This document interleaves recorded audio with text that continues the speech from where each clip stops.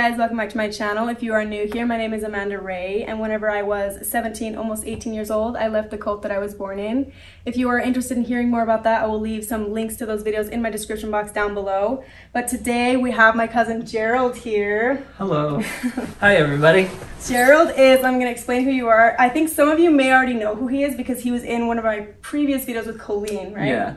I'll show a clip of that video. For those of you who want to watch it, I'll leave it linked in the description box down below. But he is siblings with Shanell and Kollene, and Shanell's actually going to be in the background. She might be chiming in here and there. So do you want to come say hi? This is Gerald's sister. You guys recognize her from other videos. But we were saying first oldest, second oldest of Shirley's. Shanell helped me raise all the children. Yep. That's usually what falls on the older kids, right? Yeah, we were our mom's partners. Because where's the dad? Yeah. How often did you guys see your dad? Usually at 10 o'clock at night, it went like twice a month, and that was bedtime because we're like, I'm out. That was only for a few years though. After Really? a while, then we would only see him like once a month if we were lucky. Oh yeah, no, twice if there's a birthday. Yeah. Like it was about once or twice a month. Why did it go back down to once? Because your mom was defiant? Yeah. Okay. She wasn't really a favored wife.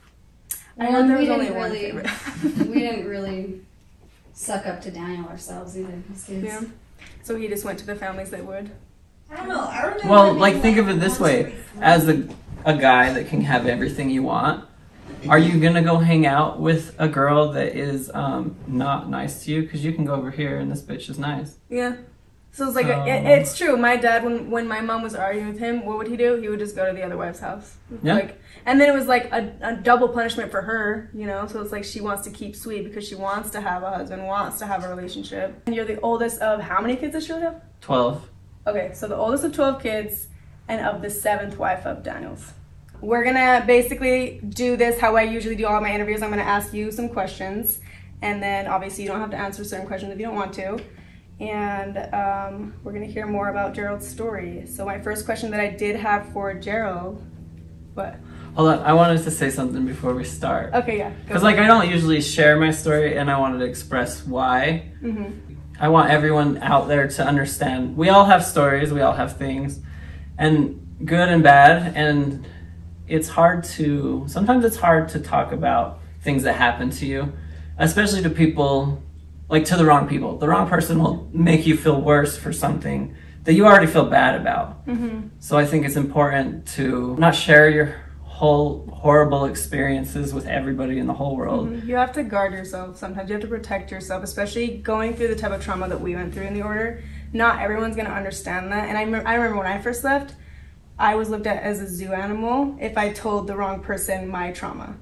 Or they will ask insensitive questions, and then you're like, you don't even know the answers because you haven't thought about that, and then you just like hurt yourself because of it. Yeah, and I definitely felt more out of place because I didn't know why I couldn't share my story because it was my story. But to certain people, I had a person at work treat me, they didn't know they were treating me bad, but they were like, why would you believe in those things? Did they put you on drugs? Like they didn't realize how insensitive they were. And so you have to be careful and guard yourself from that. So, but I chose to share it today because I love and trust Amanda, and she trusts you guys and loves you guys. So I do feel like the crowd that the community I've built is a pretty loving community. So I feel like they'll be pretty good to you. And if they're not, I will come for them. Yeah, it'll be fine. I can handle myself. I'm gonna learn a lot today too because I don't think I've ever heard your story. No, ever. I don't really. I mean, there's a couple interviews I've done, but I don't really talk about it. Well, I'm glad that you're gonna share because I feel like this story is gonna help. Like I was saying before, like it's gonna go beyond just people that come from cults. How old were you when they started to pressure you for marriage? I wanted to ask this because I don't think I've had a man from the order really talk about, because it's always women talking about that. So I don't really remember an age. It was literally a lifestyle. You were like expected to get married. That is your purpose in the order, to find your number one choice and to like be, as a man, you're responsible for your family's salvation. So you not only have to be good, you have to make sure you bring them to heaven with you. Interesting, because for us it was like you just have to get married and find a good man that can take you to heaven, right? But for you it's like you have to be the man that can take the family to heaven. Yeah. Do you remember them talking about how you have to have 3 wives? I remember them saying, so I don't remember it had to be that specific number. I remember, like, one time my mom said 3 wives is the best, so that, like, when you're with one, the other 2 can go be friends. Because that's going to happen. That didn't happen in my family. Where was your mom? Did your mom have friends? Yeah, she had a couple other wives that were friends. Okay, interesting. How old were you when you had your very first job in the order? 8. 8 years old? Yeah, 8 years old. Where was it? It was at True Value. Really? Yeah. Do you remember how much you were making? Like 10 cents an hour. It was like nothing. You were in elementary school, so how were you getting to work? Oh, I walked there after school. From Elementary. That's a long walk. No, we didn't have the order school when I was like... so the order like- school was like guinea pig. I was guinea pig first year of order school. For me, is 6th grade. Okay. So there wasn't an order school for my younger years. Oh, okay. So did you get to go to public school? Yeah. Oh, okay. Wow. I had a lot of brown friends, which was bad, apparently. Yeah.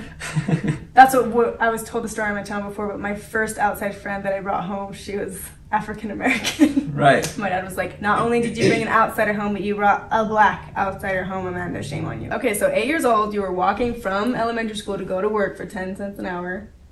And then how did you get home? Your mom would pick you up after? Oh, she worked there. That's why I got the job. Okay. What did you do? So all I did was put labels on, like, price tags on stuff, because I couldn't be working in the public side, right? Yeah. So you just, like, they get new shipments, and you just put stickers on them. This is $12. Yeah. This is a very broad question, so answer it however you want to, but what was it like for you growing up in the order? You're right, that is broad. Yeah, you can do, I got a lifetime of stories. Here we Yeah. go. Just He story was time. saying before we started filming too, what is your favorite TV show? Oh, Unbreakable Kimmy Schmidt. Like, that first season, you guys got to check it out on Netflix, because it's so relatable, and there's like a more of an upbeat, like, we don't have to go to such a dark place to hear a story about leaving a cult. Right? Do you feel like this question's gonna put you in that dark place? Because we don't have to go into No, anything. I'll go to the dark place with you. I don't care. Take my hand, let's go. But for me, it's also not that dark, because at the time, it was normal. Like, it's just what I knew. I didn't know anything different. It is kind of reminding me of the show, because on the show, Kimmy Schmidt, everything seems so light and fluffy with her, even though it really is dark. Yeah. And I've related to that too. It's like, I only realize that it's dark when like outsiders are their response to my stories. Yep. I'm like, I'll start telling my story, and then someone else will make me more aware and make me feel worse, because I'm like, oh, I didn't realize that happened to me. I'll be saying a memory as a joke, like a funny story, and they're like, I'm sorry. It's You're like for what? Yeah. How was it growing up in the order? It was, so I'm gonna go for more of the light, fluffy side of that, because there's a lot of good things. There's a lot of good people. Like, everywhere you go, there's good and bad. So let's just say I had 5 brothers my same age, automatically my best friends, because you're born. Same genes. Yeah. Yeah. Like, you already have 5. I had 5 brothers and 2 sisters my same age, and they were already my best friends. So that was cool. We always get a rep for like getting food stamps and stuff, but my mom wasn't favored, and also she was a super secret wife, and Daniel didn't want to have anything to, like, any responsibilities if the state was to ever figure out anything. So we actually didn't have food stamps until I was 18. Oh, wow. So I actually remember looking at outside kids and being like, man, I want to be an outside kid, because all their moms are fat, and that means there's food on the table. Oh. And I was always so hungry, and like, I just wanted bread. I just wanted something. We got a lot of stuff from the dumpsters. Dumpster diving. I did that a few times with the first wife kids, because they couldn't qualify for food stamps because they were legal. But your mom wasn't legal, so technically she could have qualified. She eventually did, and Yeah. it took years. Like I said, I was like 18 at the time when she finally just like, I'm just going to do this because my kids need it, and I'm not getting any support. It's been so long. Oh, okay, so it was more for protecting Daniel. Yeah. That's why she didn't get food stamps. So that's why you guys had a dumpster dive. Yeah. Because of that. Wow. Did you ever find good stuff in the dumpsters? Yeah, a lot of good stuff. So there was one time we got 2 cases of hot Cheetos, and I was like, Nice. I was eating those every day for breakfast. So this one kid, the outside kid, was like, "Why are you eating those? Don't you get like the lava squirts?" And I'm like, "No." Oh, that's why. That's where that came from. I was like, "Oh, that's why." I was gonna ask. So Daniel was not on your birth certificate then? No, I didn't even know he was my dad. Shanell's the one that figured it out. Then who's on the father's law of your birth certificate? Stephen Snow. It's just a made-up name. Yeah, mine is Kyle Graham. Yeah. Complete. I had no idea who my dad was because same thing. She was an illegal wife to protect them, which is so dumb. And I was talking about this before. Isn't it more illegal to fake a name on the birth certificate? Like, and who's been prosecuted for polygamy in the past 30 years? No one in Utah. Right. And how? Wait, now I want to know the story. How did she figure out that who was the dad? Shanell just went up to him and asked. She was like, "Daniel, you're our dad, huh?" And then she got beat. And I was like, "Oh shit. He is our dad." I guess he is our dad." It's like, "You don't tell anybody." Oh right. Dang. What did you call him when he came over? I told our sister, our half sister, and she told me, and then she told her mom that I said Daniel was our dad, and then her mom told Daniel, and then Daniel came bitching at our mom, and then asked me, and I was like, "Well, you are, aren't you?" And then that's when. So then he beat you. Yeah, so he heard that I had said that he was first, and gosh. then he come at me, and that's when I was like, "Well, aren't you?" Yeah. Yeah, I was just like, "Oh God." So you get beat for finding out the truth. Right. No, for telling anyone the truth. But actually, he was mad at my mom. He was like, "Why does she even know who I am? Why does she even know?" My mom's like, "I don't know. She figured it out." Oh yeah, he pushed me away when I was real young, and because we didn't have order school at the time, so I would go go say hi to your dad at church, right? Yeah. And your mom would send you off to go say hi to. Well, it wasn't even Dad; it was Daniel, and so I go to say hi to Daniel, and he would shove me away because he didn't want anyone to know that I was his kid. Why? Because it wasn't the first wife, and my mom was a Hanson or something. I don't know. Your family, I even noticed. In my mom's family, I noticed that your family was treated as less than because they were Hanson. Yeah. That family name was just more too outspoken for the leader. Yeah, because I was actually talking to Shanell about this the other day, and because you guys always talk about the law of one above another, and I was like, I don't remember that. That was not ingrained in me. Why? I remember hearing about it, but I was always like, it's kind of voided if they ask you to do something bad, right? But then I guess she said that came from Grandpa's side of the family. So you always do what's right no matter what. So you were taught by your grandpa's law. So for the viewers who don't know, the law of one above another is basically what they teach us in the order to basically... So for me, I would have to tie into my parents, and my parents tie into the leadership. And you have to tie into the chain of command, which is the law of one above another, because that's what God wants. And we were taught different, I guess, because I was taught, even if, at least this is what my friend groups even said, even if you are told to marry someone by the law of one above another, you're supposed to marry them even if they're the wrong one, because then you don't get that sin. It goes on the one above you. Did you ever get taught that? No, I think that was strictly a woman thing, because I got taught they would never ask you to do something that's wrong, and if you know it's wrong, bring it to their attention, because they're in line with God, so they'll they'll hear you out, and you guys will work it out and only do what God wants. I've heard a lot of stories of your grandpa actually not going against the church, but being so he was high up in the spirituality and being righteous, and you guys more followed him, would take his word over the leader sometimes. Well, he was also one of the more wealthy of the early on people, because he was one of the only people with a car at the time, and you know how consecration is all your incomings and outgoings. It all belongs to God. Yeah. Everything. So your car, he was the only one with a car. That was the order's car. Yeah. So people would ask to use it, and he would actually take responsibility. He's like, I'm responsible for God's car as my stewardship, and I have to be there. In the earlier years, I think they really used consecration a lot more because they didn't have as much. But yeah, if you had something that was a value that the leadership needs, then the leadership gets to use it because you're consecrating in the name of the Lord. Which, did you sign inventory in 10% forms, right? Oh, That's yeah. I have one of those here. Yeah. Should we look at it? But a 10% form is, I've had a lot of people comment, and maybe I'm explaining this bad because people keep asking what a 10% form is. It's basically 10% of everything that you turn into the order bank is the Lord's. And we also had inventory forms. You signed those too, right? Where you write everything of value. That's what this is. And then you sign it saying it's the Lord's. So I thought, inventory? Yeah, this is the inventory. I thought it was like the 10% thing.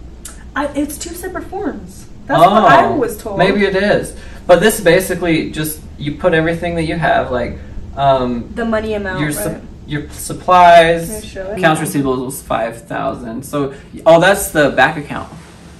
Oh. Yeah. I've talked about the bank account like once or twice on my channel, but it's like, I don't like talking about it because I never understood it because they made it so confusing.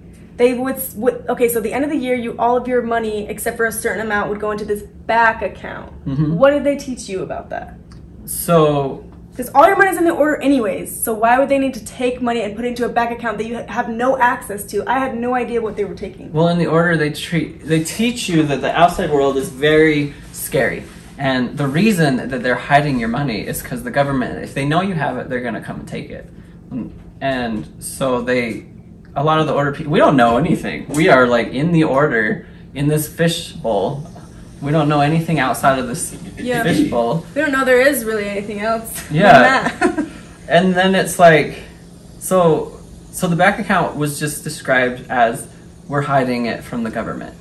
That's how it was described to me. It must have been the older generation. They taught that too, because for me it was more of like, it's to help you save more. Because if you see it in there, you're going to want to spend it. But I was like, that doesn't make sense either because I can't even have access to it anyways. Like, you guys aren't even letting me get an add-on on Cardline. Right. But yeah, when I left, I only was able to take out what I had there, and I asked Paul's wife, who was in charge of everything, and I was like, can I see what's in my bank account? Because I know that you guys have been taking money, because I've only had $2,000 in my account for like, what was it, 17 years, and I didn't have access to take money out, so it should be increasing. And she looked at me dead in the eyes because they knew I was gonna leave, so she was like, you don't have a bank account. Right. I was like, the thing that's interesting about this form is I actually got it the year it was when I was leaving. So this 5,000, that they only gave me the previous year's bank account. Oh. So there was, even if there was more, there wasn't more. I only got the previous year's. I always wondered because when I left and I started talking about how much was in my bank account to other people that have left, I always noticed that the ones that were like closer related to Paul had more money in their account. Like, had like $50,000 in her account. Wow. Yeah. And same thing, $40,000 to $50,000 in her account. But they didn't have access to it when they left. Like, they didn't let them take it. But like me, it was just $2,000. I never saw more than $2,000, and it was always like, I had been working my whole life. Oh, my statements is like anything more than 1,000 at the end of the year just goes straight to the bank account. Yeah. And you have like, okay, maybe 400 now at the top. So now I'm wondering, did you leave with any money? Yeah. You did? Uh-huh. Good. How? They allowed you to get it out? That's like a whole nother story.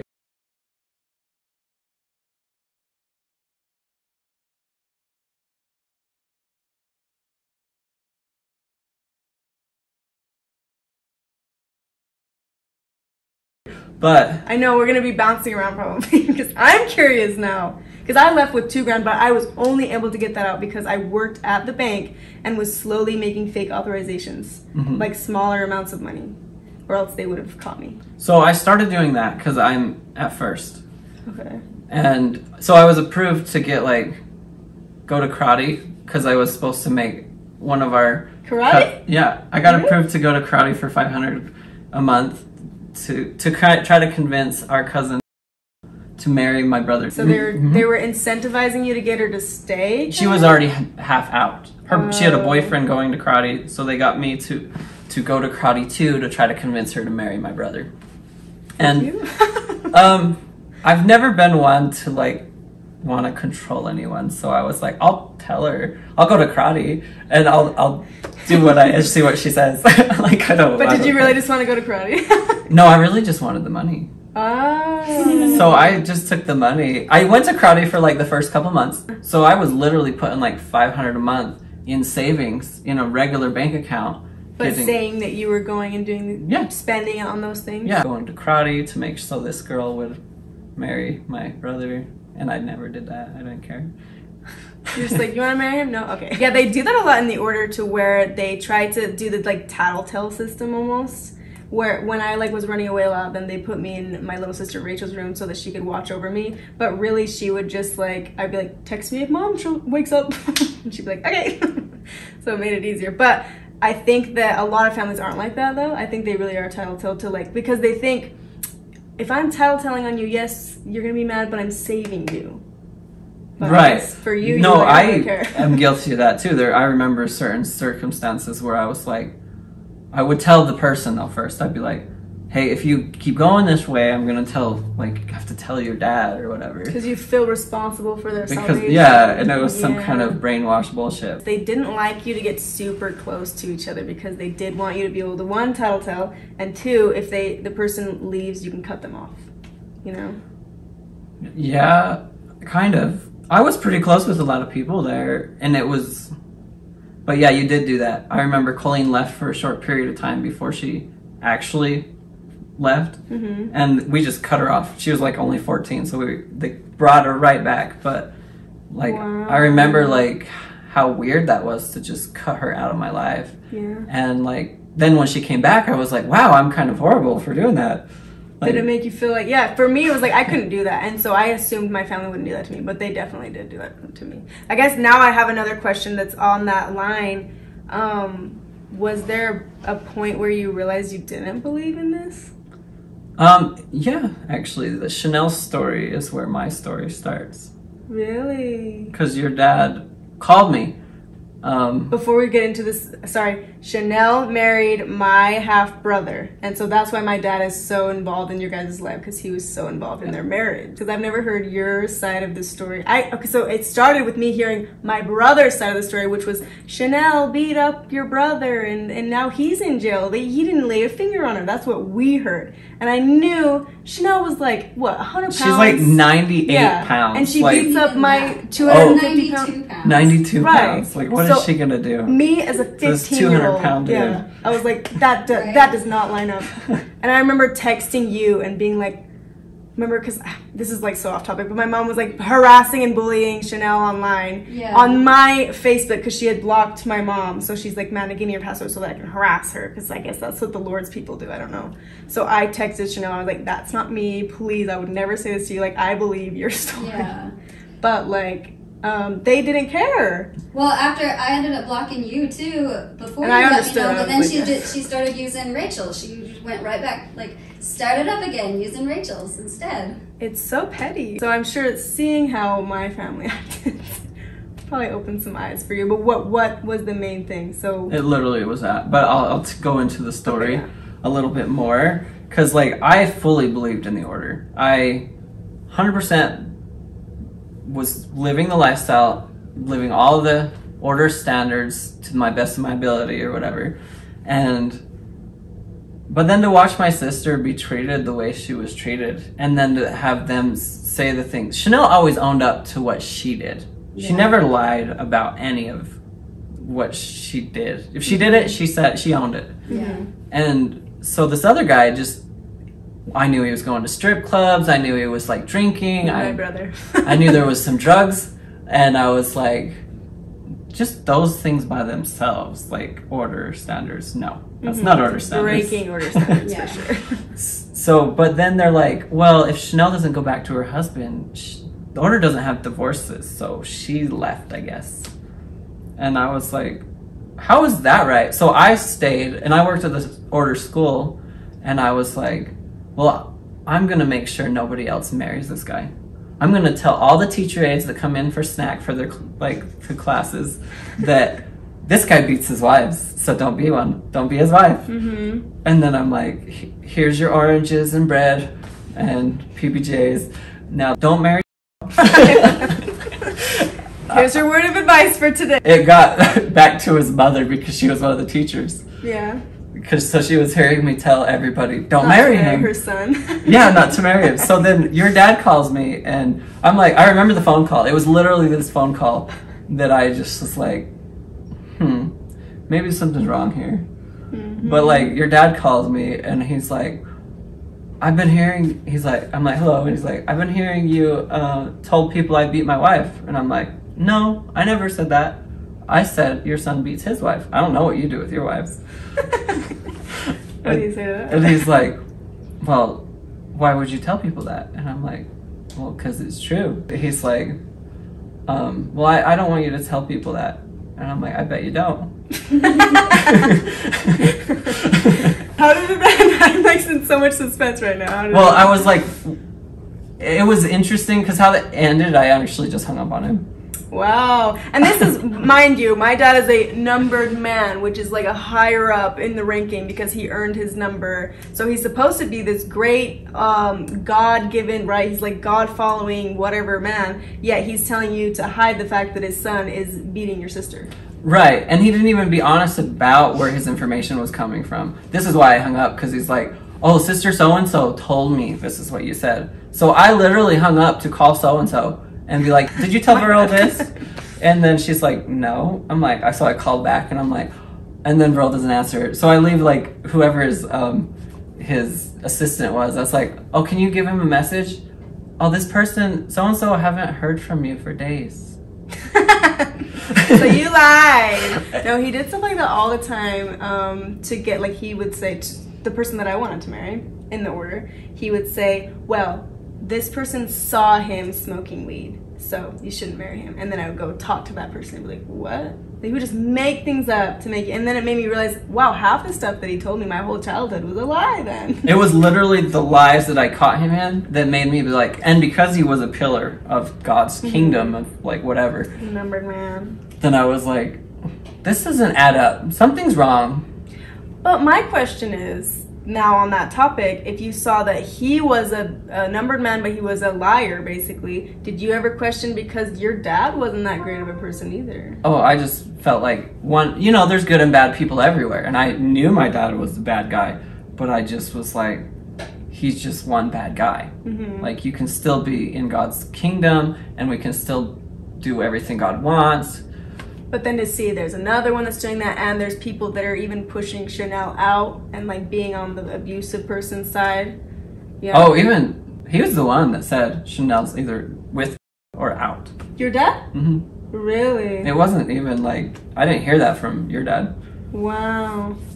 So. That is crazy. It's crazy to hear this side because all I heard was that story, like, poor, like, our brother, like, he would never do these things, and Shanell beat the crap out of him. It's like, wow, if she did, like, she should be like on America's like most like, she should get a medal for that. Right, this 200-pound guy, she just whooped ass. So how old were you hearing all of this? You had already became an adult. Oh yeah, I believed in everything. I was 22 or 23 at the time. Wow. Because I didn't leave until I was 23, so I was 22 at the time.